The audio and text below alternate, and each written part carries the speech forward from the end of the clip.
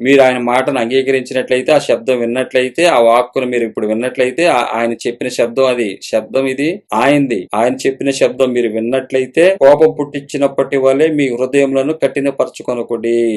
అరణ్యములో శోధన దినమందు, అంటే నీళ్లు కావాలని, ఆహారం కావాలి, మాంసం కావాలని అడిగారే, కోపం పుట్టించారంట అప్పుడు దేవుడికి. మీ హృదయములను కఠినపరచుకొనకుడి. 40 సంవత్సరములు నా కార్యములను చూచి మీ పితరులు నన్ను పరీక్షించి శోధించిరి. నన్ను పరీక్షించారు, శోధించారు. కావున నేను ఆ తరము వారి వలన విసిగి వీరెల్లప్పుడూ తమ హృదయములలో తప్పిపోవుచున్నారు, నా మార్గములను తెలుసుకొనలేదు. గనుక నేను కోపముతో ప్రమాణము చేసినట్టు వారు నా విశ్రాంతిలో ప్రవేశింపరని చెప్పి తిని. మీరు ఇంతవరకు వాక్యం విన్నారు. ఈ వాక్య ప్రకారం ఆయన ఇల్లుగా ఉండండి, సహించండి. మీరు సహించినట్లయితే మీకు విశ్రాంతి ఉంటుంది. వారికి చెప్పా, వారు వినిపించుకోవాలా. వారికి సాక్ష్యం ఇచ్చా, వారు వినిపించుకోవాలా. కానీ ఈ రోజు మనకు సాక్ష్యం, శబ్దం వినబడింది, ఈ వాక్కులు వినబడ్డాయి. ఇప్పుడు ఆయన చెప్తున్న దాన్ని మనం విన్నాం.